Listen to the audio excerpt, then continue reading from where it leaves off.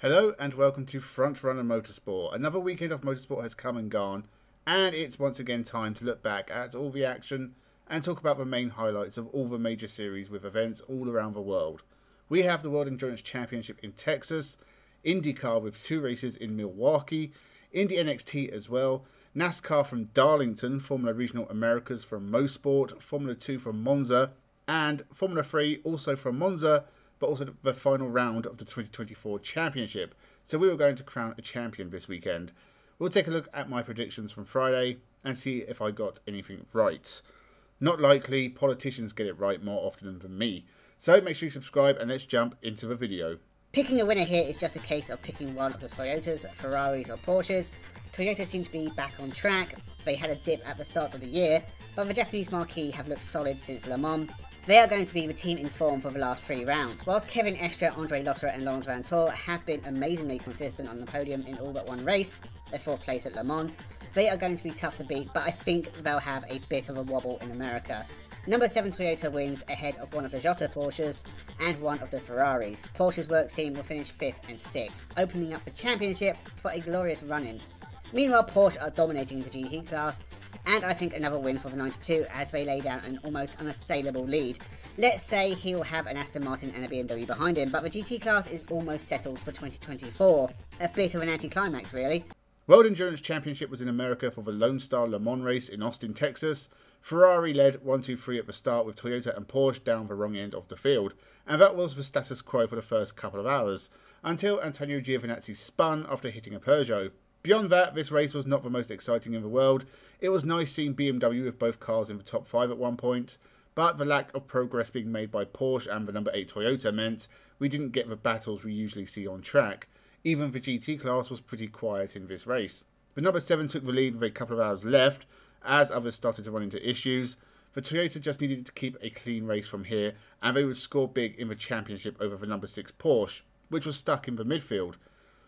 Stuck in the midfield and making contact with the number 8 Toyota. Seb Buemi tried to squeeze the Porsche off the track and ended up with a punctured tyre, and his race and the number 8's championships pretty much over. Then both the number 7 Toyota and number 6 Porsche were given drive-through penalties for not respecting yellow flags, which put Ferrari back in the ascendancy with less than an hour to go.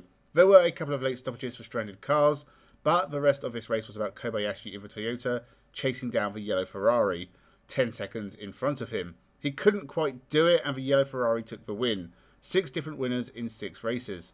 The Hypercar Championship is really close. Porsche still lead, but that wobble leaves them 12 points ahead of a Toyota and a Ferrari. Heart of Racing won the GT class, but another good result for Porsche means they're basically guaranteed the championship.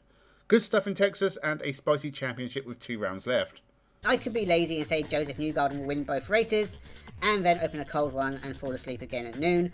But I'm going to be adventurous and say Joseph Newgarden won't win here. His title hopes are all but over anyway. No, I think we'll see a shock first win of the year for Christian Lundgaard in a really mixed up race 1.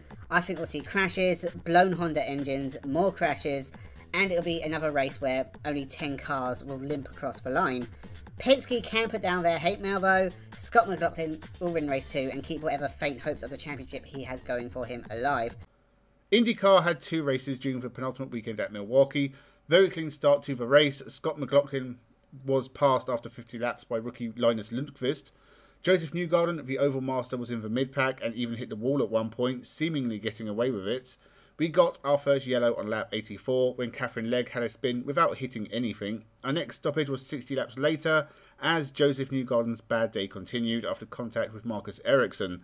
Both are having pretty rubbish seasons by their standards. But this did reset what had been a pretty dull race with little overtaking.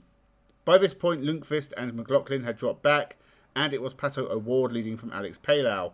With 60 laps left, Colton Herta's slim title hopes evaporated for good after a wheel came off after a pit stop. That meant another stoppage and the field packed up again. The end was the most interesting part of the race. Pato O'Ward took his 3rd win of the year ahead of Will Power, and a fantastic performance from Connor Daly. Alex Palou was 5th, and only lost a few points to Power in the championship. Onto the Sunday, drama right at the start as Alex Palou couldn't get moving on the formation lap, and then after the delay, Marcus Armstrong and Joseph Newgarden collided and Newgarden was out again. What a terrible weekend for the guy who normally chews ovals for breakfast. So a second safety car and we hadn't even really started yet. David Malukas broke down on lap 68 with an electrical issue. Safety car number 3. There were more retirements as well. Pato O'Ward and Nolan Siegel at Arrows McLaren all hit mechanical issues, which meant Alex Palou, 27 laps down, could theoretically score enough points to hold the championship lead, even if Will Power won the race. We had another couple of yellows with Graham Rahal getting turned around. We were almost down to 20 cars at this point, and after the restart, Will Power got turned around, which was probably an end to his championship hopes as well. Although with Palou not likely to score big, maybe not. Luckily, Power didn't sustain too much damage and was able to rejoin only 1 lap down. Scott McLaughlin took Colton Herder for the lead, and a late yellow for Stingray Robb meant there was a late rush for tyres with only 20 to go. So we had an 11-lap sprint to the end, with Scott McLaughlin leading Alex Rossi and Will Power in 9th back on the lead lap. In the end, it was Scotty Mack who won, but the title will be a straight fight between Alex Palou and Will Power in a couple of weeks at Nashville. In Indy NXT, Lewis Foster already has his hand on that trophy and will clinch it at Milwaukee. I'll go for a repeat of the last race. Jacob Abel winning ahead of Foster, another crash for Kyle Collette, and Jamie Chadwick will finish in the top 5. Indy NXT from Milwaukee, the penultimate race, and Lewis Foster was almost certainly going to be champion. He led the way with Jamie Chadwick 2nd and Jacob Abel in 5th after a rough start after minor contact. Miles Rowe's terrible end to the season continues after a spin. Happily, he managed not to hit anything, but that's like saying the 5th punch in the gut doesn't hurt as much now my body's gone numb. That was the only yellow of the race. It ran very smoothly and had some very entertaining battles. Lewis Foster won the race and the championship. His run of 7 wins in 10 races has decimated the rest of the field. Jacob Abel was 2nd in the race and the championship. They are definitely the pick of the drivers in 2024. Both, I'm sure, will have big futures in the sport. But Martin Truex Jr., Ty Gibbs, Chris Buescher, Austin Dillon and Bubba Wallace are also without a win in 2024. Seeing as 12 drivers have won races this year, only 4 places are up for grabs in Darlington, I do think Chris Buescher will win here and leave everyone else to fight over the points for the last 3 playoff spots. Let's say Truex, Busch and Wallace. NASCAR and the Southern 500 from Darlington. The final race before the start of the playoffs, and several big names were not yet certain of a place in the finals. Martin Truex is one of those drivers, and what he didn't need was a crash with William Byron at the start of the day. Now there was no hope of him getting into the last 16, it seemed.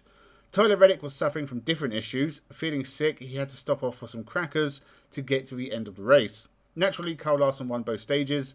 Chris Buescher was involved in an incident with Todd Gilliland, but lived to fight on for a playoff place. Carson Hocevar crashed late on, so he had a bit of a dash to the finish.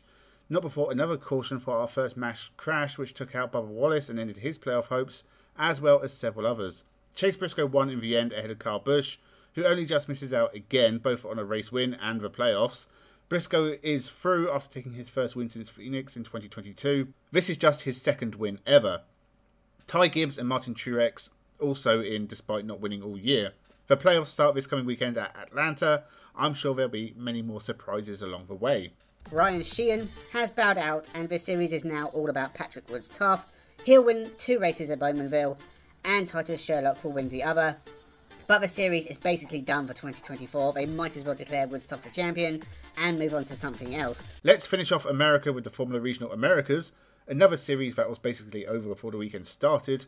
Unfortunately, I couldn't find footage of these races, but it hardly matters anyway. Patrick Woods-Tough won all 3 races at Mosport and also won the 2024 Formula Regional Americas Championship.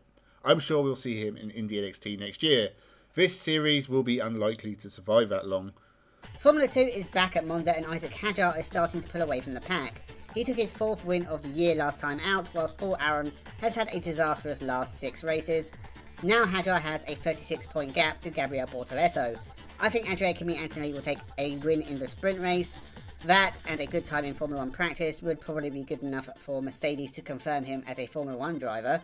And let's say Victor Martins will win the feature. It has been terrible for the Frenchman, and when it looked like he turned things around, he got bitten in the ass again at Spa. Gabriel Bortoleto will outscore Isaac Hadjar and be the one to fight for the title as Paul Aron drifts further and further away. Formula 2 had a couple of new drivers on the grid for Monza. Oliver Gerfer moved up from Formula 3 to take Franco Colapinto's spot, and Taylor Barnard is racing for McLaren in Formula E next year, so his AIX seat has been taken by Indy NXT flop Niels Coulinan. I get more than a little whiff of Josh Mason with this one. What is it with this team and signing completely out of the left field? They have a Formula 3 team for a reason. Use it.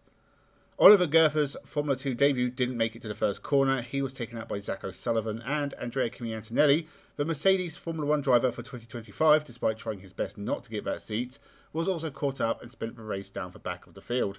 This race was all about Ollie Bearman climbing to the front one move at a time, a wonderful drive for Haas's next superstar, a lot of chopping and changing in the top 10. Joshua Dirksen did a great job to grab another podium.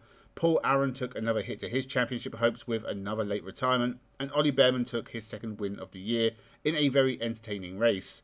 What about the feature? Well, it went badly wrong for Paul Aron again, retiring at the first corner of the race after being hit by Pepe Marti. I don't know how his championship has gone so wrong. It's just stay away from ladders and black cats.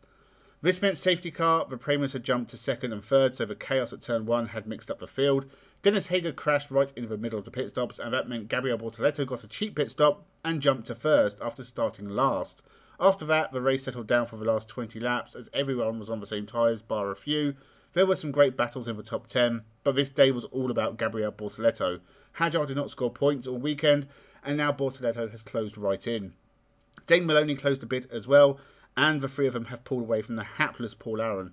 Overall, I enjoyed this weekend. I'm glad there is a title race going into the last few rounds.